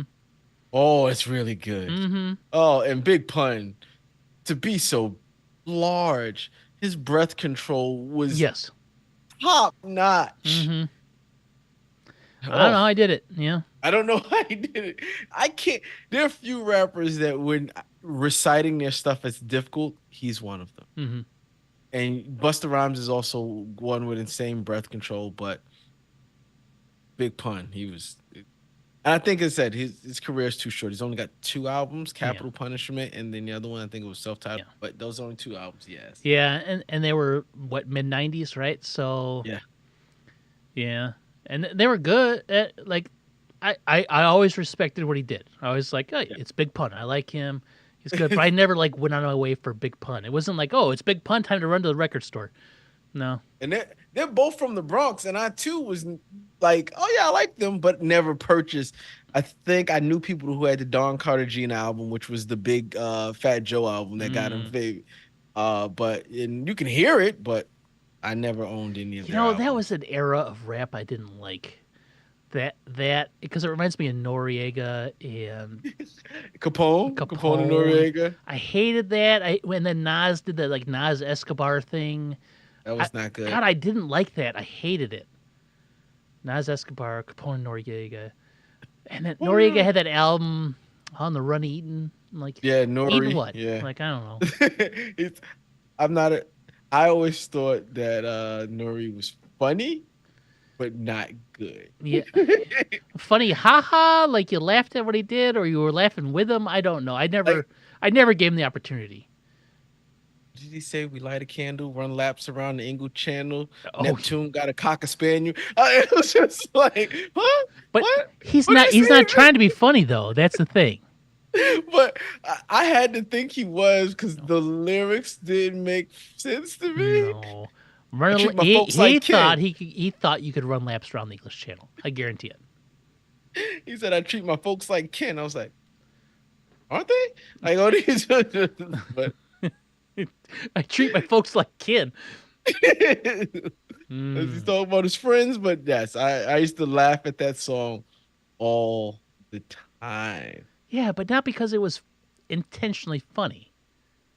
I was not a huge Capone Noriega fan. I know I've got friends that were big Capone Noriega fans. I was not a big Capone Noriega fan. When Nori got with Pharrell and Pharrell was doing all the beats for Nori, Nori became very popular. Oh no, like yeah, no, he had a good album in there, but it was a lot of Pharrell's doing. And you know me, I try to listen to the lyrics. Every time I would listen to Nori, he made me laugh. You are a lyrics guy. You are a lyrics guy. So I listened to him and I'm just like, oh, that's funny. I don't think you meant to be, but it was not very No, he good. never But meant to be. I laughed at it. But But yeah. that was a time where you being funny wasn't good, right? Like there were groups that ODB was funny. ODB was funny, like legitimately funny, right? Yes. But his career was too short, right? Yes. I always thought like guys like Digital Underground they were intentionally funny and good. Biz Markie. Biz Markie, The Far Side, intentionally funny and good. Uh, I thought like the part of the Hieroglyphics group they could be funny and good, right? Like Mhm. good. But then everybody else is like got to be deadly serious. Everything's deadly serious. Nothing's Yeah. fun. Can't be fun. And then when you're funny, like like who were your guys? Oh God, what were their Which one? names? I drive a Lex. I wear a Rolex. I like Oh, sex. the locks? No. They were a one hit wonder. Oh, Oh, you're talking about the guys from the Bronx. You're talking about Peter Guns. Guns and Lord Yes. Tariq. Yes. Those guys were unintentionally hilarious. They were so bad. Oh, Yeah. yeah. Yeah, Hmm. no. Yeah. They can't their biggest hit. Mm. Biggest hit. They were sued so hard they can never play that song again.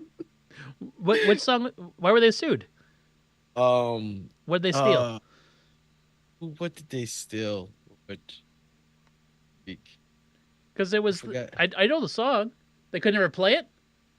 They got a deja vu sample. Deja uh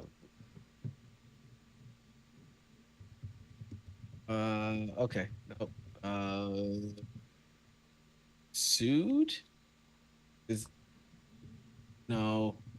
Ah, trying to find it, but I know they're like, yeah, we can't, we can't make, we didn't make money off of it.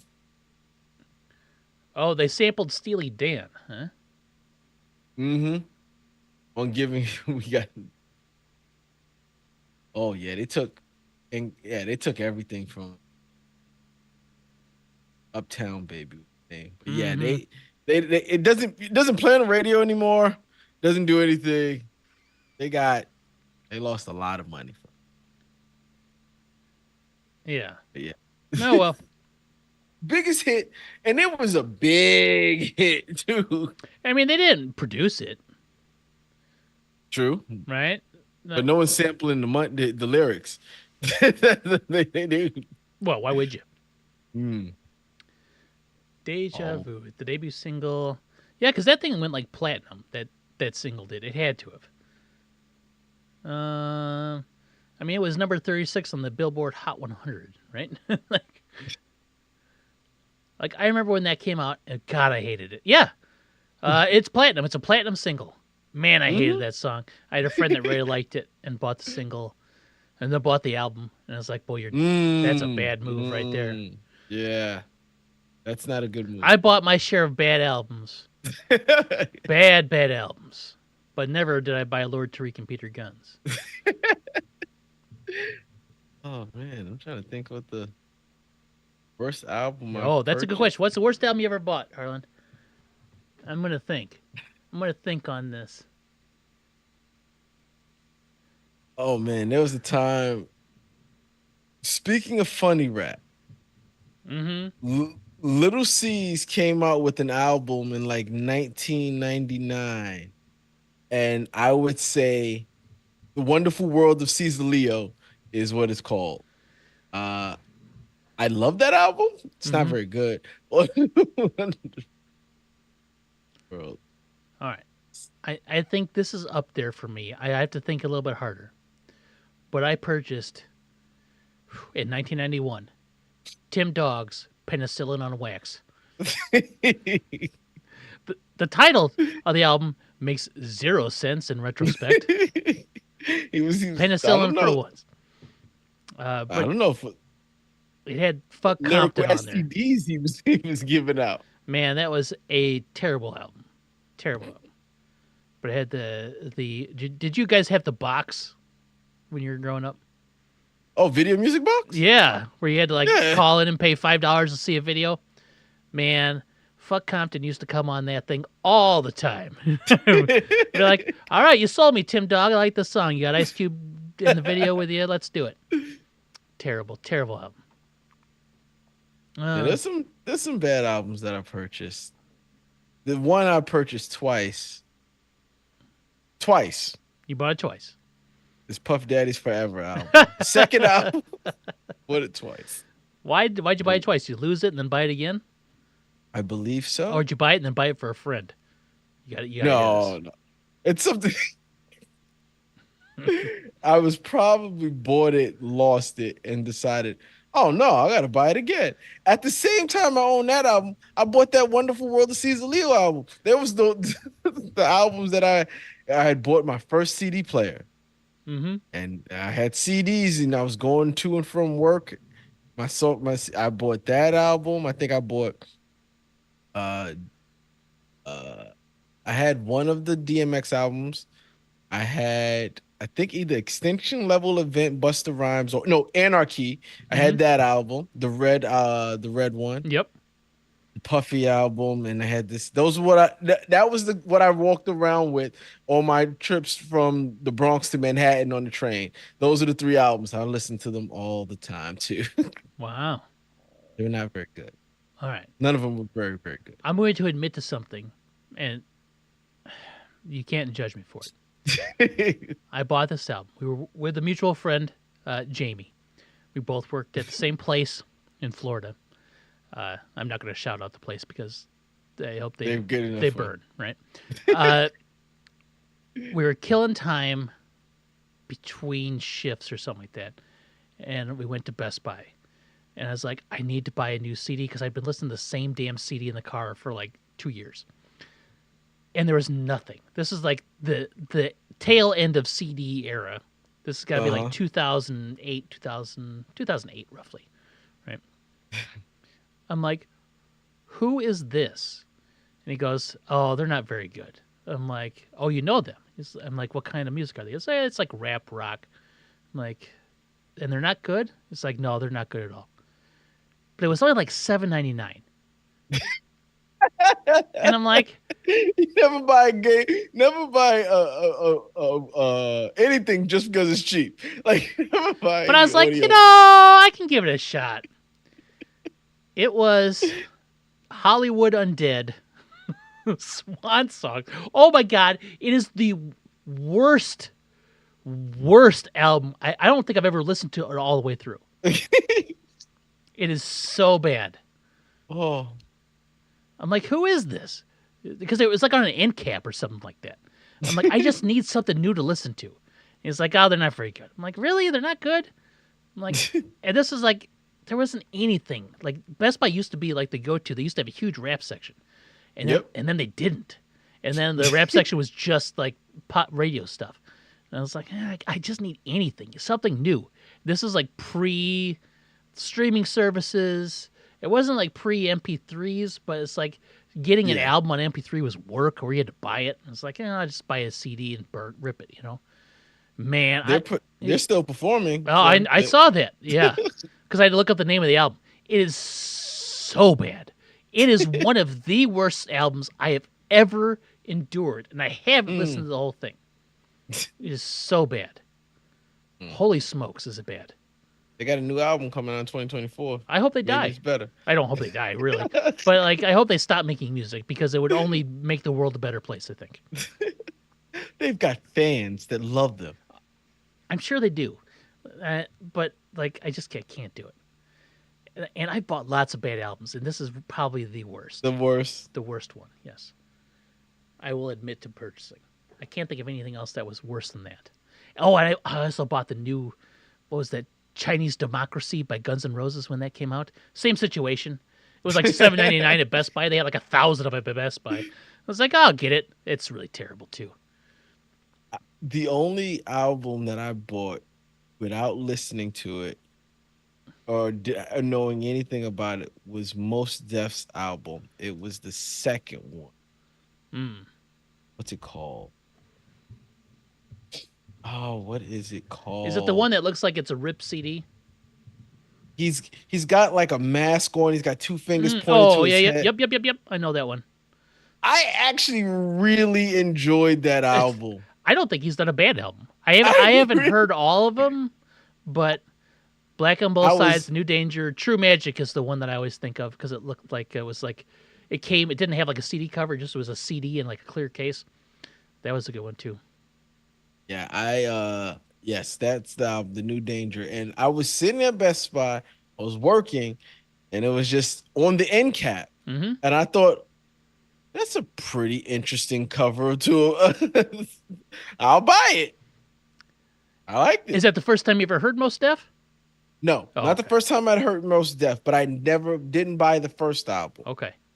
So, and I was in that time where I was like, Did you do anything with? I don't, Did you mess around with Black Star at all? Like Most Def and Talib nope, Kweli? No. nope. After I'll Wow. tell you what though, this and a friend, Talib Kweli had dropped a few years later. Well, when I was in college, Mm-hmm. they around the same time he had dropped The an Reflection Eternal album. album with him and Yes, DJ. High Tech. Is it High Tech? Yes. Yeah. Yeah. Yep.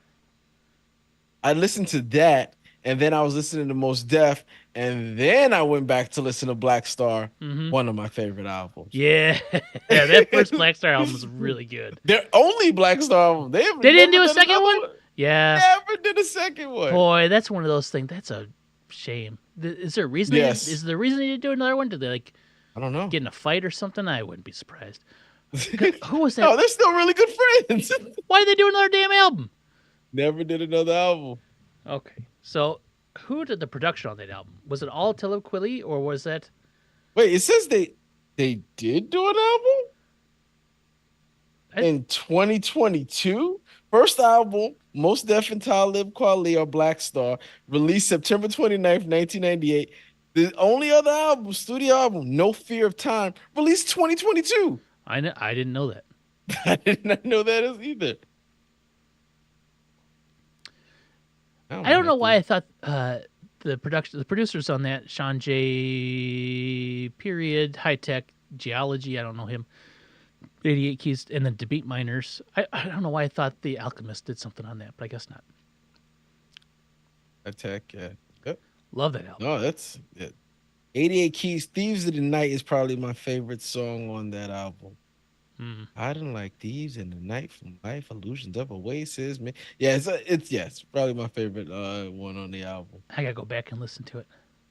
It's been a long time, but that was a really good album. Definitions, children's story. Yeah, no. It's really, really Mm-hmm. I best concert I ever saw was a OK Player Tour concert because it Mhm. ended with the Roots. So this was in Chicago, right?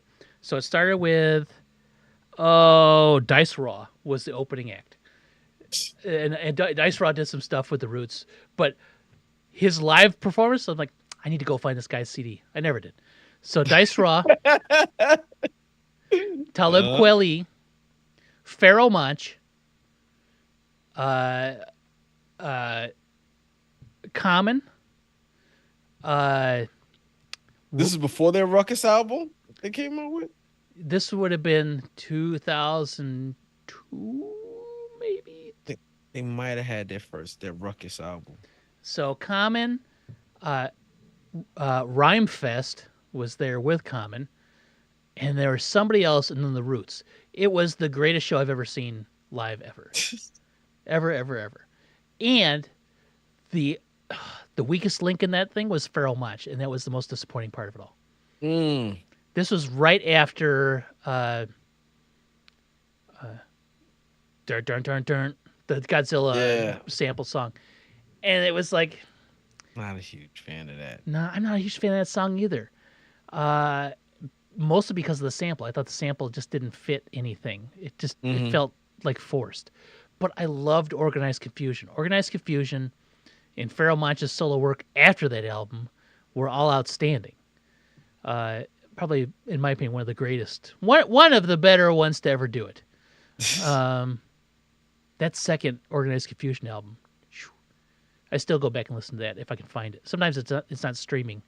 There's albums that should be streaming that Yep. aren't, right? And I hate it. They get pulled because of sampling purposes or what Yeah, they weren't paying all the rights royalties. back Yeah, then.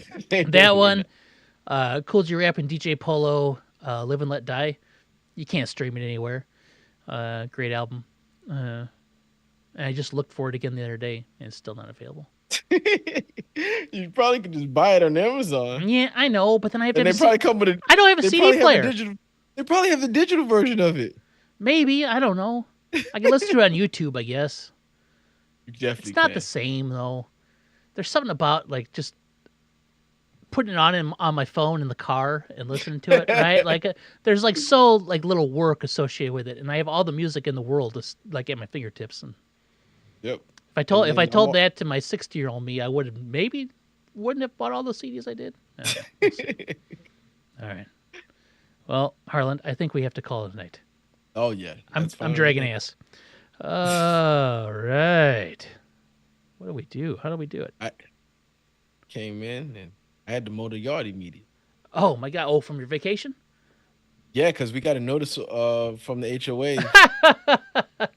I mowed the yard the day I left, Yeah, and then come back a week later was bad. It was bad, yeah. but I was not expecting a letter